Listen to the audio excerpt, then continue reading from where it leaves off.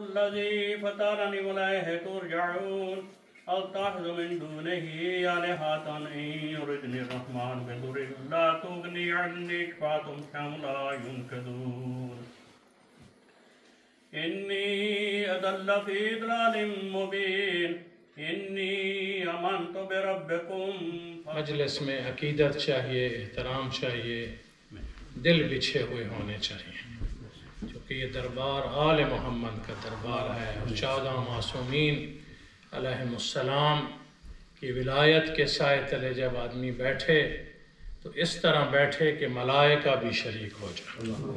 تو اس لیے مل کے کوئی جھجک نہیں ہے، کوئی مسئلہ نہیں ہے، یہاں سب فیملی اور خاندان کی طرح ہیں اور عبادت ہے اور ذکر ہے، تو چہرے بھی اپنے کشادہ رکھیں اور دل بھی کھلے رکھیں اور مل کے بلند صلوات پڑھیں۔ اللہم صلی علی محمد وآل محمد۔ فاتحہ شاہدی نے پڑھایا، آخر میں بھی انشاءاللہ ذکر بھی ہوگا، فاتحہ بھی ہوگا، پھر قرآن کی تلاوت اور تبرک کا اہتمام بھی ہے۔ انشاءاللہ ہمیں بارگاہ خداوندی سے یہ یقین کامل ہے کہ آج کی مجلس اور ذکر کے صدقے مرحوم سید قدر علی شاہ بخاری اللہ مقامہ ان کی قبر بھی روشن اور منور ہوگی اور ان کے درجات بھی بلند ہوں گے، کیونکہ مجلس کا ثواب قبروں کو نورانی کر دیتا ہے، دلوں کو تسکین دیتا ہے، ایمان میں پختگی پیدا ہوتی ہے اور مودت کی خوشبو سے ماحول معطر رہتا ہے۔ ایک دفعہ مل کے بلند صلوات پڑھیے، محمد اللہم صلی علی محمد وآل محمد۔ بسم اللہ الرحمن الرحیم، الحمدللہ رب العالمین والعاقبۃ للمتقین والصلاة والسلام علی اشرف الانبیاء والمرسلین ابی القاسم مصطفیٰ محمد۔ اللہم صلی علی محمد وآل محمد وعلی آلہ الطیبین الطاہرین المعصومین ولعنۃ اللہ علی اعدائہم اجمعین۔ اما بعد فقد قال اللہ تبارک وتعالی فی کتابہ المجید وفرقانہ الحمید وہو اصدق الصادقین۔ بسم اللہ الرحمن الرحیم، تبارک الذی بیدہ الملک وہو علی کل شیء قدیر، الذی خلق الموت والحیاة لیبلوکم ایکم احسن عملا وہو العزیز الغفور۔ اور ایک حدیث بھی آپ کے دلوں کو منور کرنے کے لیے، قال رسول اللہ صلی اللہ علیہ وآلہ وسلم، اللہم صلی علی محمد وآل محمد، من مات علی حب آل محمد مات شہیدا۔ مجلس طولانی نہیں، مختصر ہوگی، لیکن بات مقصد کی ہوگی۔ بے شک خوشنودی آل محمد، بلند تر صلوات۔ اللہم صلی علی محمد وآل محمد۔ کیونکہ قرآن اور وارثان قرآن کا حکم ہے کہ اگر مقصد کے ساتھ، پاکیزہ دلوں کے ساتھ آپ مقدس مقام پہ بیٹھ کر ذکر کرتے ہیں تو آپ کا ایک لمحہ بھی قبول ہو تو آپ کی بخشش کی ضمانت عطا۔ ماشاءاللہ بے شک۔ فقط شرط یہ ہے کہ انسان کا دل، روح اور فکر ہر چیز سے دور ہو کر محو حسینیت ہو جائے۔ انسان یہ سوچے کہ میں کہاں بیٹھا ہوں، ذکر کن کا ہے اور حاضر کس دربار میں ہے۔ مجھے امت مسلمہ سے بھی، پوری علماء سے پوچھ لیں کہ مجلس سے بہتر نہ کوئی بے مثال عبادت ہے، نہ کوئی لازوال عبادت ہے۔ کیوں؟ جتنی عبادتیں ہیں ان کی روح اور جان مجلس حسین ابن علی ہے۔ کیوں؟ مجلس کا مقصد یہ ہے کہ ایک منبر علم سجا ہو، لوگ زانو ادب جھکا کر علم کی تشنگی کی پیاس بجھانے کے لیے باب مدینۃ العلم پر دل جھکا رہے ہیں۔ سبحان اللہ، بے شک۔ کیوں قبلہ؟ مقصد مجلس یہ رسم و رواج نہیں، مقصد مجلس یہ ہے کہ کوئی جاہل ہو مجلس میں آئے نور علم لے کر جائے،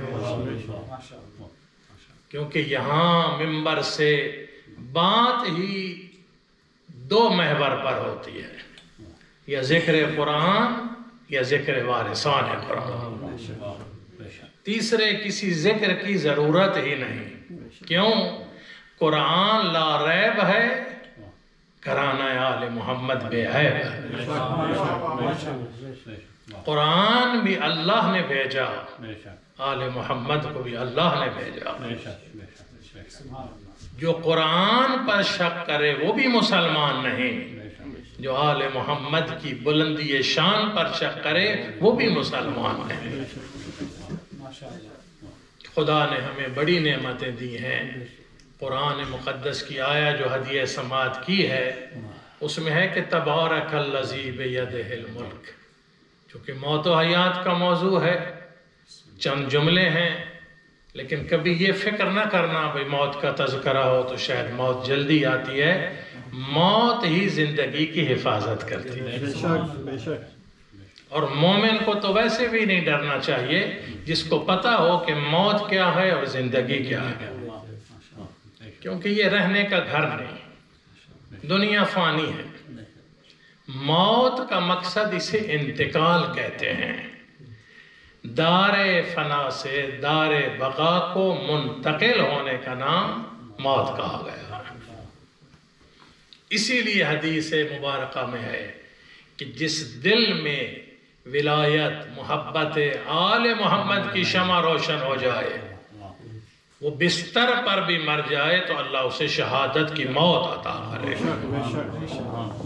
نعرہ تکبیر، اللہ اکبر، نعرہ رسالت، یا رسول اللہ، نعرہ حیدری، آواز بلند صلوات۔ اللہم صلی علی محمد وآل محمد۔ تو آپ ضرور پوچھیں گے قبلہ کاظمی صاحب آخر مرا بستر پر ہے، یہ شہادت کا رتبہ کیسے؟ وہ تو میدان میں مرا ہی نہیں، کوئی تیر و تلوار کی جنگ ہی نہیں ہوئی، جان ہی نہیں دی، تو اس کی روح کیا ہے؟ حدیث کی روح یہ ہے کہ جب تم نے مشن آل محمد کا علم اٹھایا تو تم نے مولا سے عہد کیا، مولا یہ حق کا راستہ ہے، اگر جان بھی دینی پڑی تو جان بعد میں ہے، مشن حسینیت پہلے ہے۔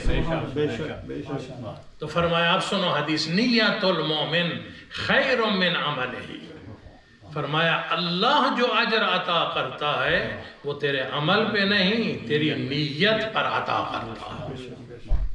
اگر نیت اچھی نہیں تو لاکھ نماز بھی پڑھے ایک سجدے کا فائدہ نہیں، اور ایک سجدہ خالص نیت سے ہو تو وہ منزل عشق عطا کرتا ہے۔ نیت المومن خیر من عملہ۔ جب پوچھا گیا مولا اس سے مراد کیا ہے، فرمایا مثال کے طور پر تم لندن سے چلے، یہاں برمنگم سے بھی لوگ آئے ہیں، بھائی ناصر اللہ ان کے اس کے کام میں اور رونق میں اور برکتیں عطا کرے اور یہ چمن آباد رہے، ہمیں تو فخر اور خوشی ہوتی ہے کہ ہمارے مومنین مسلمان بھائی کاروبار اور تجارت میں ہوں اور ترقی ہو، خاندان کا بھی فائدہ، فیملی کا بھی اور قوم کا بھی فائدہ، صحیح ہے نا؟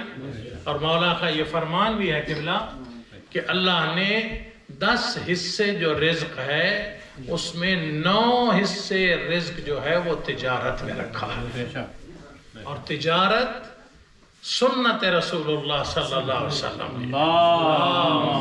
صلی محمد، جو جوتوں کو پیوند لگاتے ہیں، فاقہ کرتے ہیں، جھونپڑی میں بھی زمین پر لیٹ جاتے ہیں، انہیں دولت کی ضرورت نہیں تھی، ہمارے لیے ایک سیرت بنانی تھی، اس لیے مکہ سے شام جا کر اپنے چچا حضرت ابو طالب علیہ السلام کے ساتھ تجارت فرماتے تھے۔ تجارت میں 9 حصے رزق ہے، ترقی ہے، بس رزق حلال کماؤ، رزق حلال کھاؤ، برکتیں ہی برکتیں اور رحمتیں ہی رحمتیں۔ اللہ تعالیٰ اور ترقی عطا فرمائے۔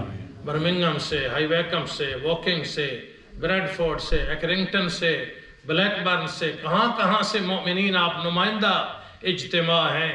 دل چاہتا ہے چند باتیں ہم دل سے خلوص سے کریں تاکہ یہ لمحے یادگار بن جائیں۔ بسم اللہ۔ نعرہ تکبیر، اللہ نعرہ رسالت، یا رسول اللہ، نعرہ حیدری، حیدری، آواز بلند صلوات،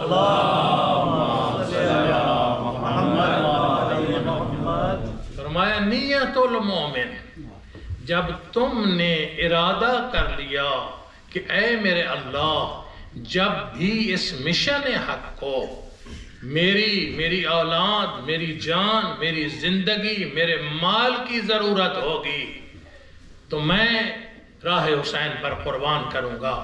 اب تم نے ارادہ کر لیا ہے تو اس نیت پر اگر بستر پر بھی پیغام موت آ جائے تو اللہ شہادت کا رتبہ عطا کرے، کیونکہ تیرا ارادہ پختہ تھا کہ اگر ضرورت ہو تو میں دوں گا، اگر موقع نہیں آیا اللہ تمہیں شہادت کا درجہ عطا کر۔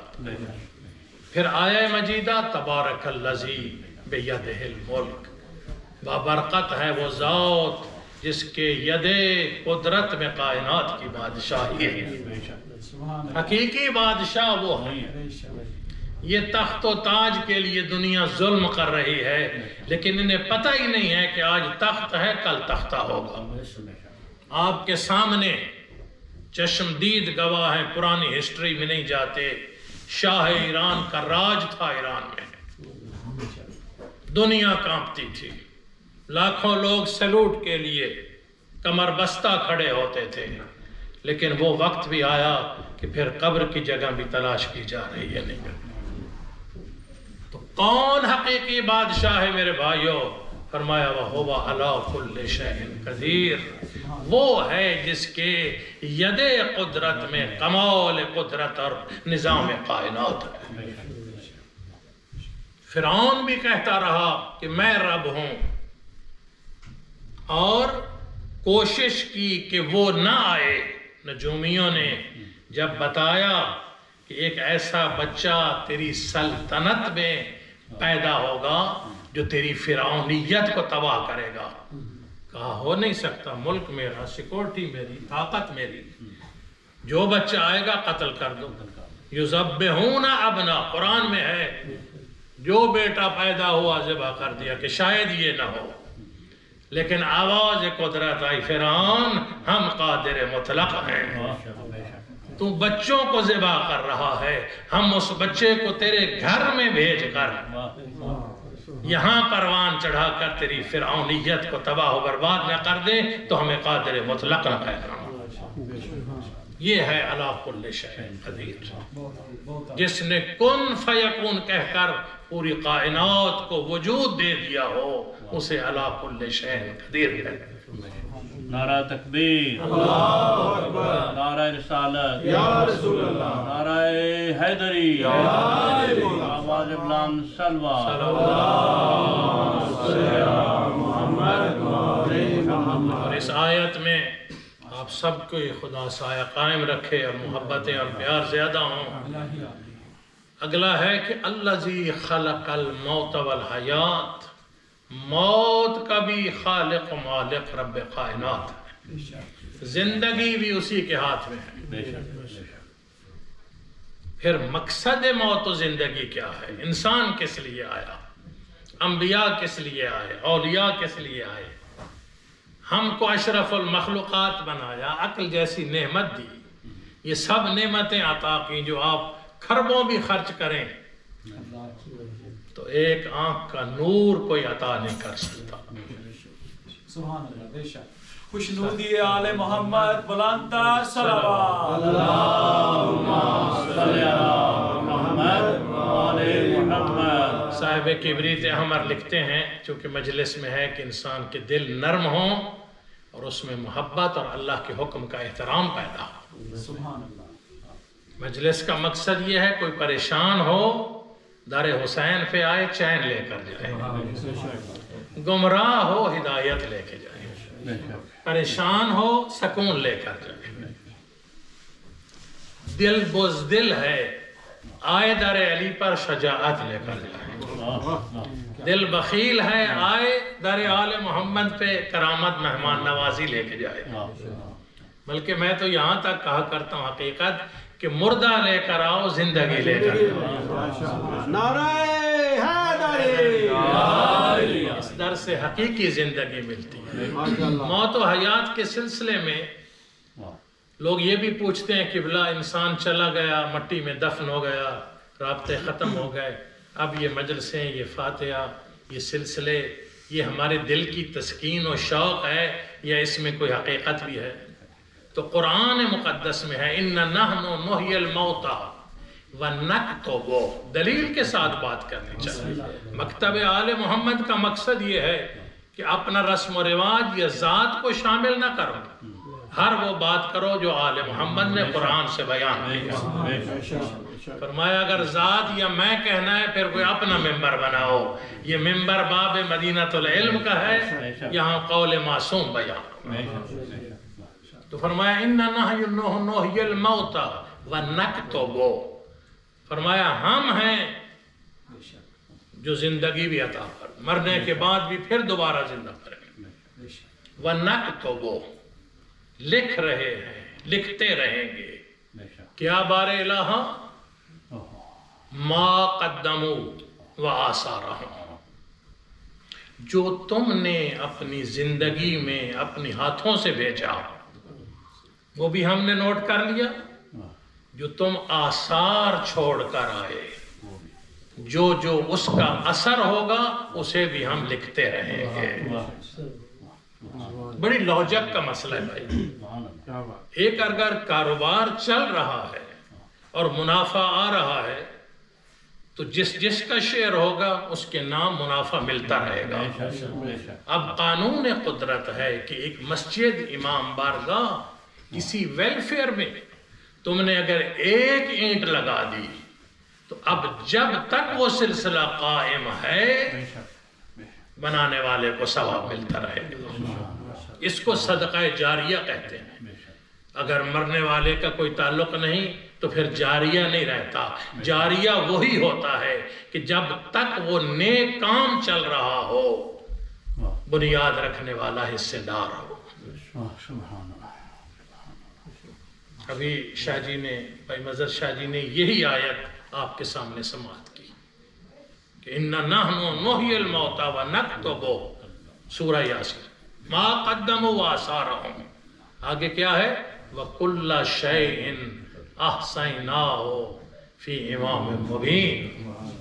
فرمایا یاد رکھنا کائنات میں تمہارا امام وہ ہوگا جو اول کا ذکر بھی جانتا ہو، آخر کا علم بھی جانتا ہو، جو غائب کے پردے کے پیچھے بھی جانتا ہو، جو عرش کی باتیں بھی جانتا ہو، فرش کی باتیں بھی جانتا ہو۔ وَكُلَّ شَيْءٍ، کل کا لفظ ہے، ہر شے کا علم اللہ نے امام کے سینے میں رکھا ہے۔ کون ہے امام؟ جو ممبر پہ اس آیت کی تفسیر بتا رہا ہے، دانشمند اور اہل علم بیٹھے ہیں۔ سلونی سلونی، جو پوچھنا چاہتے ہو۔ اگلا جملہ انسان کو معراج کے بلاتا کرتا ہے۔ مولا فرماتے ہیں زمین پہ رہنے والوں جھجک کے نہ پوچھنا، میں زمین سے آسمانوں کے راستے بہتر جانتا ہوں۔ نعرہ حیدری، بلند سلوات۔ ہم تو عرش والے تھے، اللہ نے ہمیں تمہاری ہدایت کے لیے بھیجا، ایک پاکیزہ سیرت اور کردار دیں تاکہ تم ایک کامیاب زندگی گزار سکو۔ تو اس لیے میرے محترم یہ رسم و رواج یا تسکین نہیں، حکم پروردگار ہے۔ فرمایا اگر تم نے نیک اولاد چھوڑی، جو کام نیک کرے گا ہم ثواب عطا کریں گے۔ تم نے کوئی کام نیکی کا کوئی پودا بھی لگا دیا، درخت اگر سایہ دے رہا ہے تو سائے سے فائدہ اٹھانے والے کے ثواب سے ہم آپ کو شامل کریں گے۔ اس لیے حکم ہے کہ اچھے کاموں کی بنیاد رکھ جاؤ. فرمایا تم نے ایک دوست کو ایک اچھا کام بھی بتا دیا، زندگی بھر اب اس نیک کام میں ہم تمہیں حصہ دار بنا رہے ہیں. وَكُلَّ شَيْءٍ أَحْصَيْنَاهُ فِي إِمَامٍ مُبِينٍ.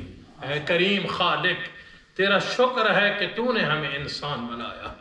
کبریت احمر میں ہے، ایک شخص کے پاس غریب تھا، جوتی نہیں تھی، تو ایسے بیٹھ کے شکوے کر رہا ہے، میرے اللہ لوگوں کو بڑے بڑے مال دولت خزانے دیے ہیں، تیرے خزانے میں کمی نہیں، میں غریب جوتیوں سے بھی محروم ہوں. ہے نا بھائی دنیا میں. اصل یہ ہے اللہ کا رزق وافر ہے، لیکن غاصبوں نے انسانوں کا مال غصب کیا ہوا. جب یہ صدام، یہ شاہ ایران، آج ایران میں جاؤ، فقط شاہ ایران کا ایک محل دیکھنے کے لیے تمہیں کئی دن کی ضرورت ہے، اور ایک ایک روم میں ایسے جواہرات، واش روم بھی سونے کے، جہاں ایک اس کے کمرے کے بدلے 100 غریبوں کا گھر بنایا جا سکتا ہے. ٹھیک ہے، صدام کے محل دیکھ لو، ابھی بشار الاسد کے محل دیکھ لو، اس کے رشتہ داروں کے دیکھ لو. یہ سارا مال غرباء اور فقراء کا اللہ کا دیا ہوا ہم نے غصب کر کے لوگوں کو ان کے حق سے محروم کیا ہے.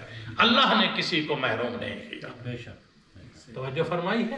اللہ نے طاقت بھی دی ہے، عقل بھی دی ہے، اور محروم نہیں کیا. لیکن اگر عدل کا نظام ہو، جتنے پرابلم ہیں وہ ہمارے کریٹ شدہ ہیں.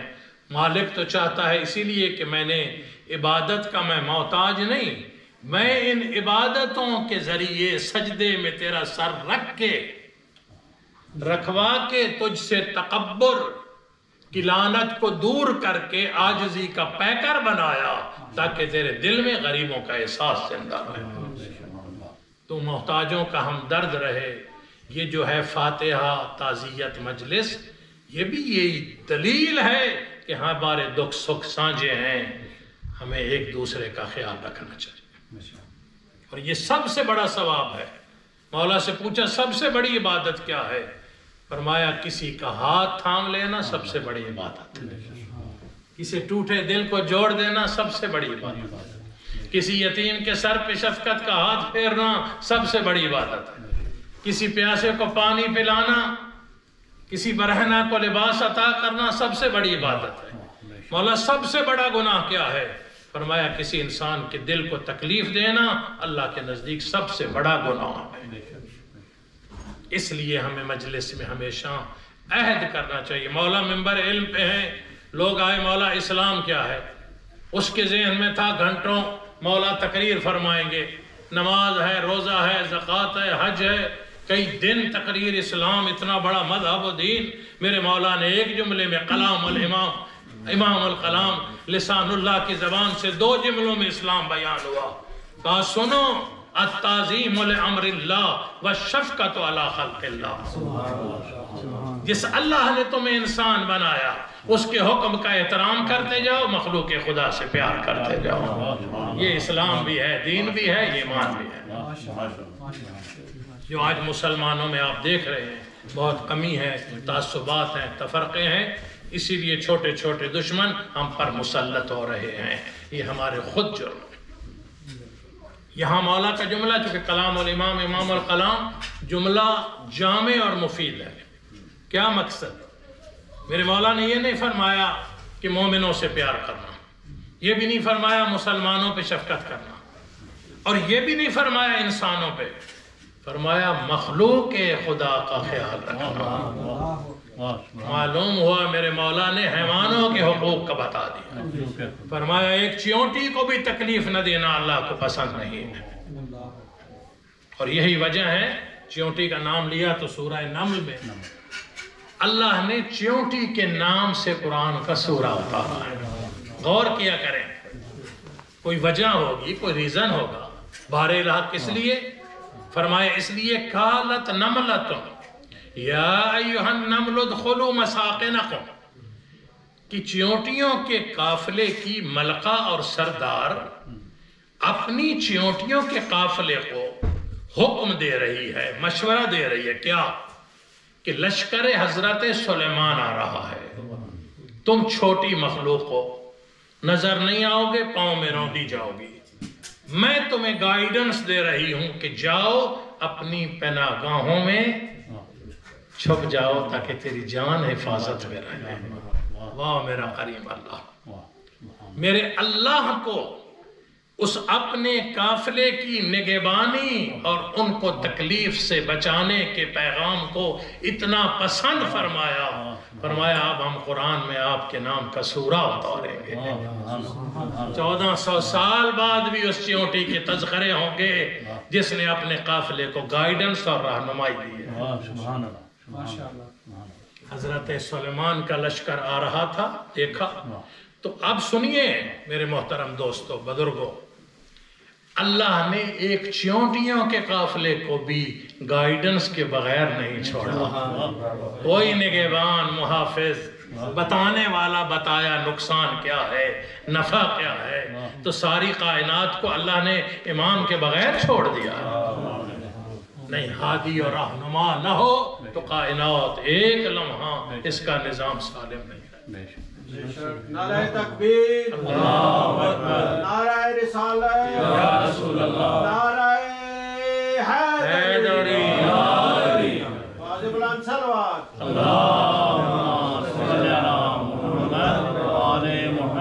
یہ ہیں باتیں سمجھنے کی مجلس میں کہ ہمارے پاس عقل ہے، شعور ہے، ذرے ذرے کا ہمیں درک ہے، علم ہے، نالج ہے، ڈگریاں ہیں، پی ایچ ڈی ہے۔ چیونٹی کے پاس تو عقل بھی نہیں ہے، وہ کوئی اشرف المخلوقات بھی نہیں ہے، اس کے لیے کوئی جنت اور جہنم بھی نہیں ہے، لیکن اسے بھی اتنا شعور ہے کہ اپنے قافلے کو میں نے نقصان سے بچانا ہے۔ آپ گاؤں میں، علاقوں میں ہیں، کبھی آپ دیکھا ہوگا، یہ مولا کے ایک فرمان میں بھی ہے، یہ قوا جو چھوٹا سا پرندہ ہے، کبھی آپ ایک کوے کو پکڑنے کی کوشش کریں یا پکڑ لیں تو آپ دیکھیں گے کوے کے ہم صرف جتنے بھی ہیں پہلے وہ شور مچائیں گے، اس کو احتجاج کہتے ہیں۔ توجہ میرے محترم، قوا ہے، پرندہ ہے، عقل کی بصیرت نہیں ہے، لیکن ایک شعور معنوی اللہ نے رکھا ہے اس کے اندر، صحیح ہے؟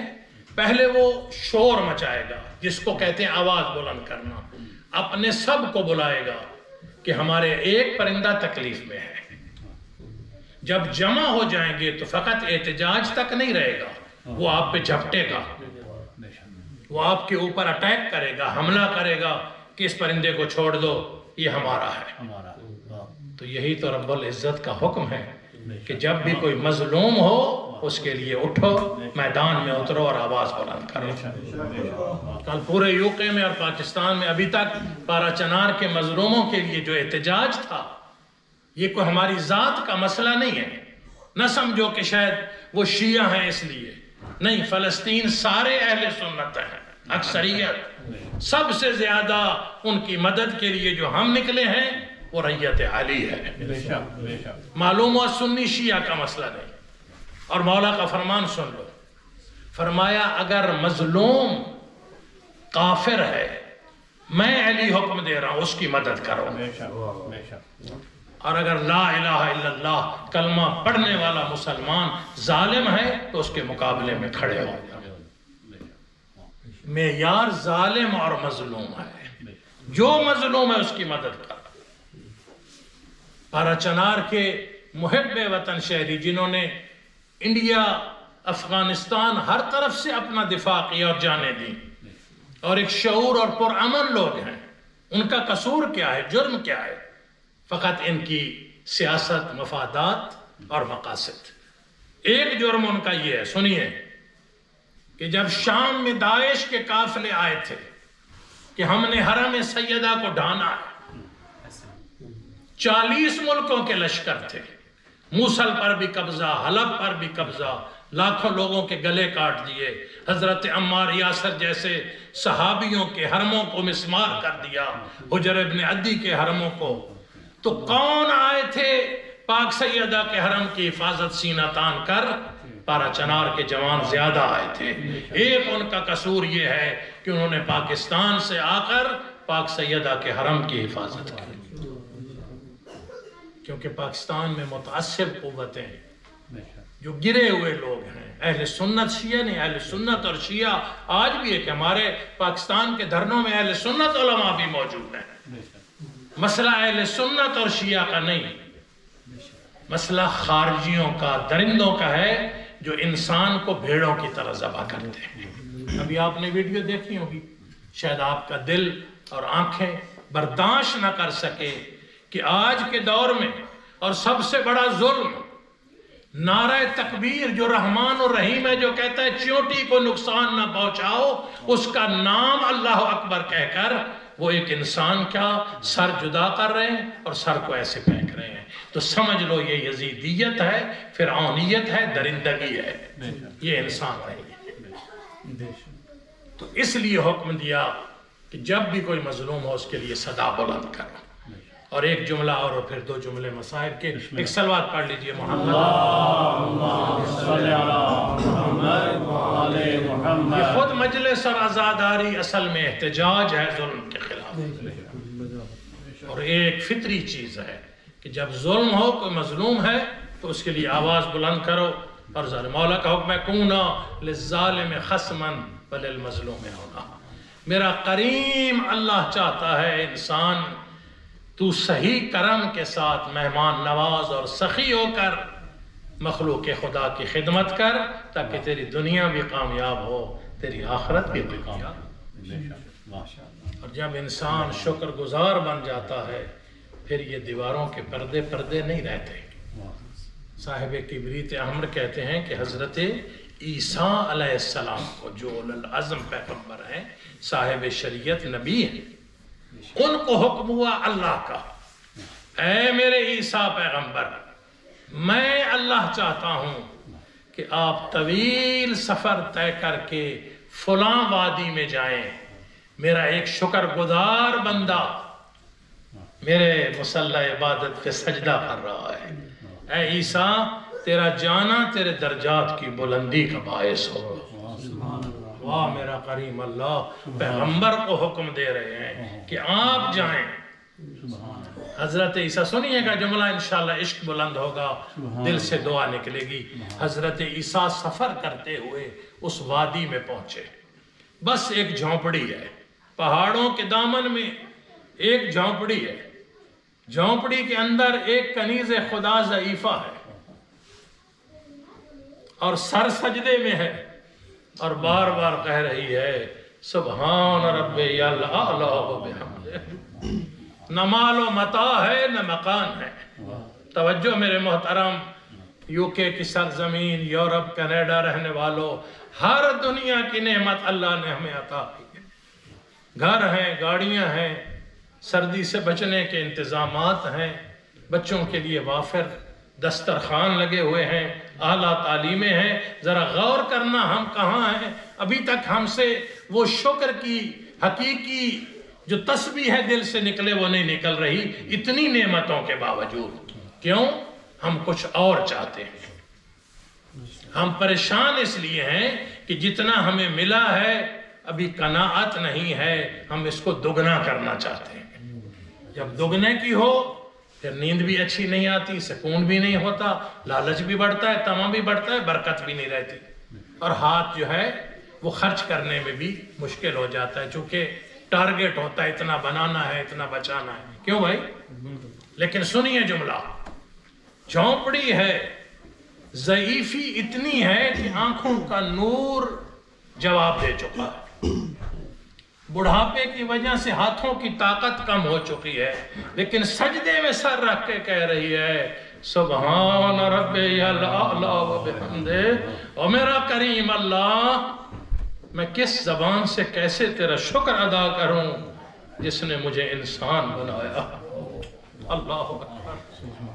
فقط ہماری آنکھیں پرنم نہیں ہوئی. کبریت احمر لکھتے ہیں یہ منظر دیکھ کر، اس کی عاجزی دیکھ کر، اس کا سجدہ دیکھ کر، شکر خدا کے کلمے دیکھ کر حضرت عیسیٰ کی آنکھوں سے آنسو بہنے لگے جب اس نے سلام پھیرا، عبادت کو ختم کیا. آپ جملہ سنیے گا بھائی جاتا ہے، یہ پوری آپ کی محنت، آپ کے سفر کی تھکاوٹیں ختم ہوگی.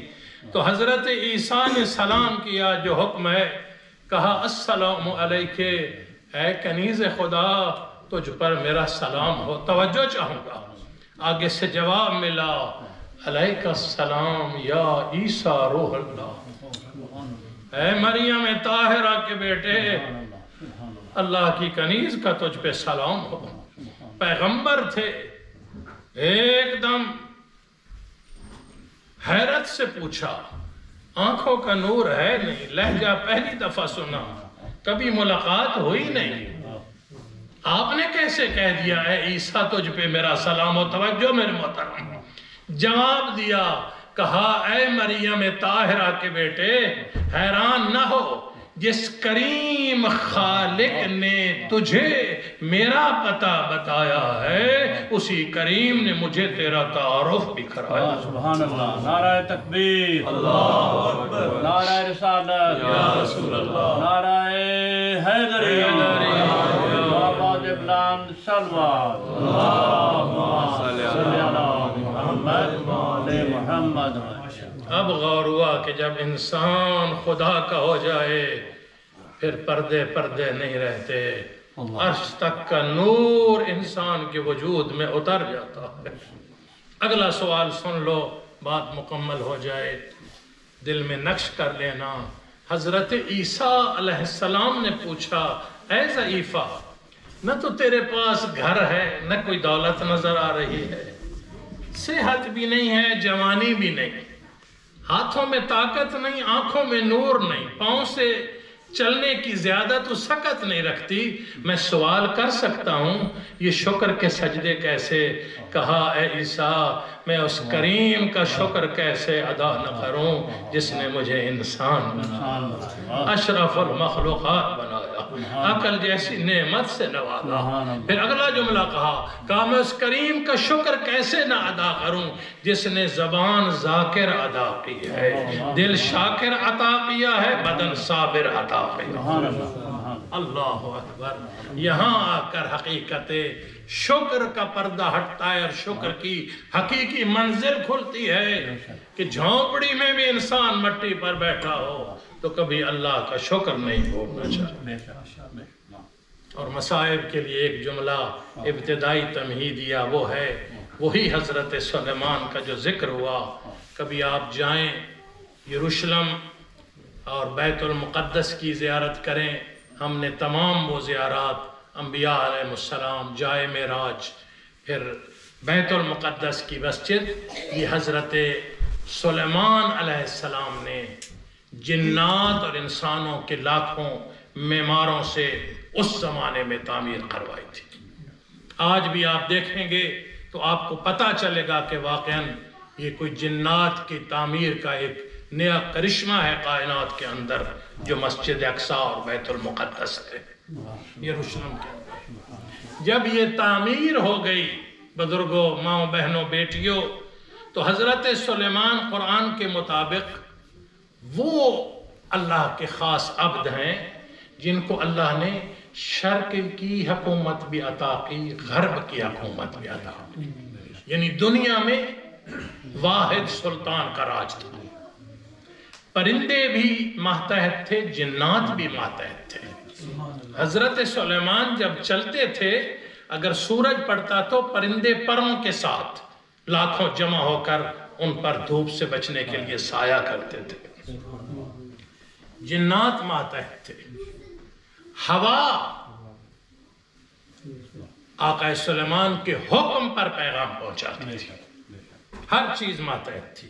یہ وہی حضرت سلیمان جنہوں نے اپنے دربار میں کہا تھا کہ تخت بلقیس کو کون لا سکتا ہے؟ تو ایک جن جو بیٹھا تھا پہلے اس سے، یعنی آصف برخیہ جو وزیر تھے، اس سے پہلے ایک نے کہا کہ جب تک یہ میٹنگ، دربار اور محفل ختم نہیں ہوتی، اتنے ٹائم میں میں تخت بلقیس کو آپ کے قدموں میں لا سکتا ہوں. لیکن جو وزیر بیٹھے تھے آقا کے وسیع بیٹھے تھے آصف بن برخیہ، انہوں نے کیا کہا؟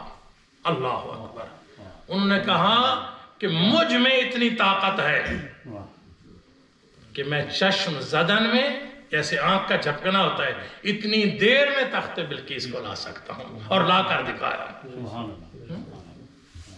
ان یرتد الیک طرفک، اللہ اکبر، ماشاءاللہ، اللہ ماشاءاللہ۔ یہ کون ہے؟ یہ نبی نہیں، یہ وزیر ہے۔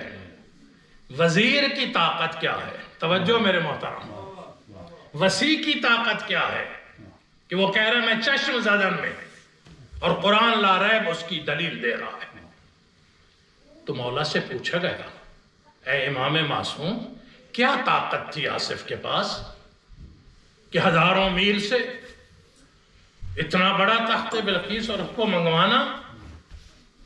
فرمایا اللہ نے اس کو ایک اسم اعظم عطا کیا تھا۔ اسم اعظم کی طاقت اتنی تھی کہ وہ اتنے بڑے کام جرات اور ہمت سے کر سکتا تھا۔ اب مولا نے آگے دلیل دی دنیا کو سمجھانے کے لیے کہ وسیع و وزیر کون ہے، سلیمان کون ہے، نوح و آدم کون ہے۔ فرمایا 73 اسماء اعظم ہے کائنات میں، جس میں 72 کا علم اللہ نے آل محمد کو عطا فرمایا۔ نعرہ تکبیر،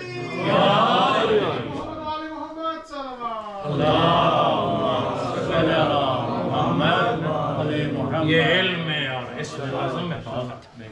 مقصد اس بات کا یہ تھا کہ جب بن گئی مسجد اقصی، تعمیر ہو گئی، حضرت سلیمان نے فرمایا اب میرا دل چاہتا ہے، خود بھی بہت ضعیف ہو چکے تھے، کہا میرا دل چاہتا ہے میں سارے مسجد کی تعمیرات کو دیکھوں اور سکون سے اندر آرام کروں، کسی بھی لشکر اور کسی بھی سردار کو اجازت نہیں ہے کہ وہ اندر آئے، میں اکیلا جاؤں گا۔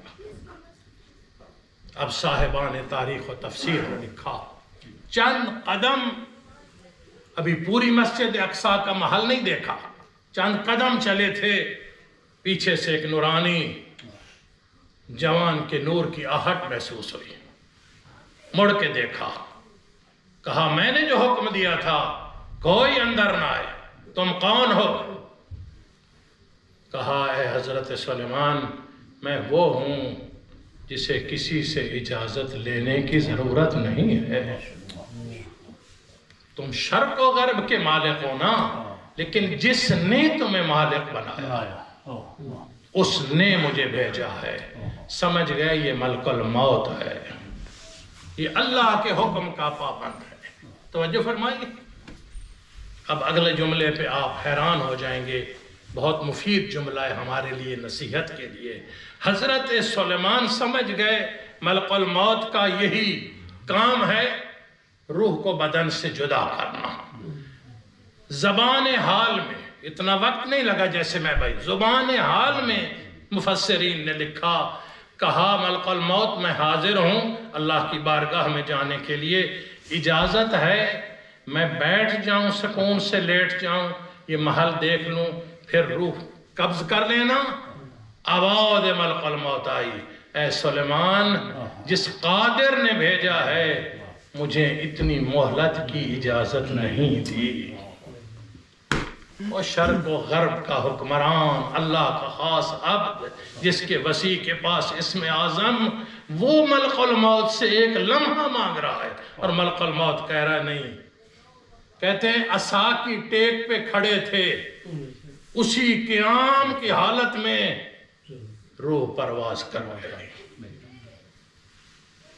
اور میرے بھائیوں، میرے بزرگوں، میرے دوستوں، جو ملک الموت سلیمان جیسے پیغمبر کو عرض کر رہا تھا کہ میں ایک لمحہ مہلت نہیں دے سکتا، مجھے اجازت کی ضرورت نہیں، پھر معتبر تاریخ میں میں نے پڑھا کہ وہ سیدہ کے دروازے پر، وہ حسنین کی ماں کے در پہ بڑی دیر دستک دے رہا ہے، بار بار کہتا ہے اجازت ہے۔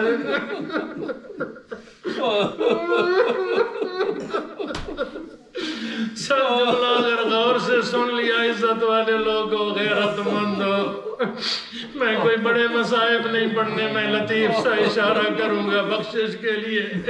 جو وہاں کہہ رہا تھا مجھے کسی سے اجازت نہیں لینی، وہ دروازے سیدہ پہ دکل باب کر کے ادب سے کہہ رہا ہے اجازت ہے میں اندر آ جاؤں۔ یہ کون سا مرلہ ہے پوچھو گے؟ جب رسول اللہ کا سر بیٹی کی گود میں تھا، سیدہ نے کہا میرے بابا آرام کر رہے، تھوڑی دیر بعد پھر دکل باب کیا، سیدہ کے دل پہ بھاری گزرا، آنکھوں سے آنسو رسول اللہ کے چہرے پہ گزرے۔ رسول اللہ تڑپ کے اٹھے، ہائے میری فاطمہ، میری زندگی میں کیوں روئی ہو؟ کہا بابا کوئی بار بار کہتے مجھے اجازت، کہا یہ کوئی عام نہیں ہے، ملک الموت ہے، یہ تیری عزت ہے گھرانے کی کہ وہ دماغ رہا اجازت اجروں کا۔ ہائے میرے اللہ، جس دروازے پہ ملک الموت بھی ادب سے اجازتیں مانگ رہا تھا، اللہ جانے اس دروازے کو آگ کیسے لگی۔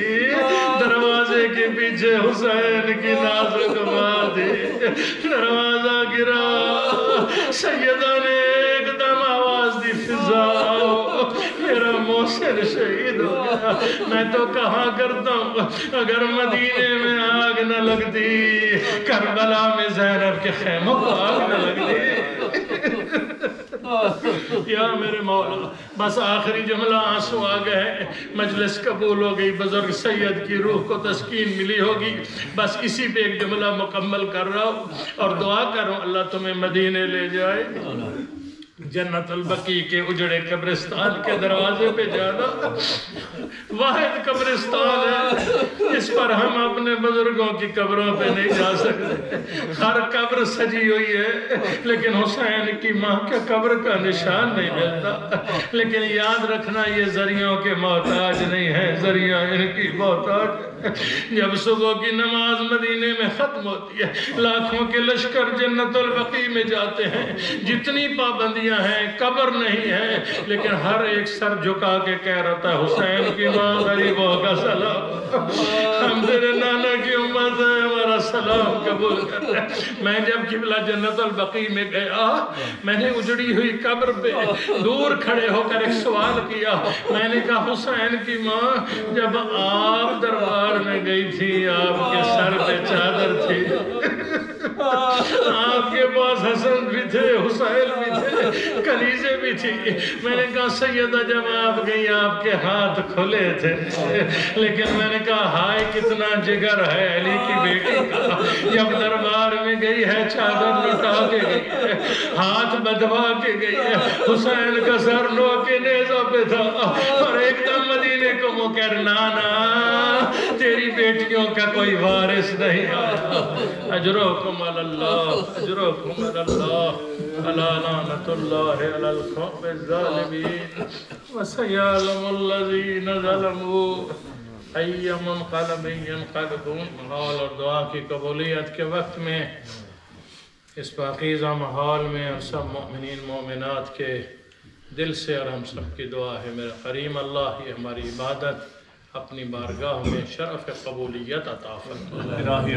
میرا کریم اللہ سید علی قدر شاہ بخاری آل اللہ مقامہ اور سیدہ بلقیس فاطمہ مرحومہ مغفورہ آل اللہ مقامہ، بھائی ناصر بخاری کے خاندان کے مرحومین اور آپ سب کے مرحومین بھی، اور جن کا کوئی نہیں، اللہ سب کے درجات کو بلند فرمائے، اعلیٰ علیین میں مقام عطا فرمائے۔ جتنا احباب نے قرآن پڑھا، درود پڑھا، استغفار، کلمہ، جتنے خرچ و اخراجات، مجلس، یہ آنسوں، یہ فضائل، مصائب، تبلیغ، ذکر توحید، میرے اللہ سب کو ہدیہ کرتے ہیں چہردہ معصومین علیہ السلام کی خدمت میں، جو ثواب ملے سید بزرگوار کے صغیرہ کبیرہ گناہوں کو معاف فرمائے، انہیں اعلیٰ علیین میں مقام عطا فرمائے، جنت الفردوس میں گھر عطا فرمائے، میرے اللہ مومنین اہل ایمان اہل اسلام میں محبت، یونٹی، وحدت عطا فرمائے۔ پارا چنار، فلسطین، کشمیر، شام، ہر طرح کے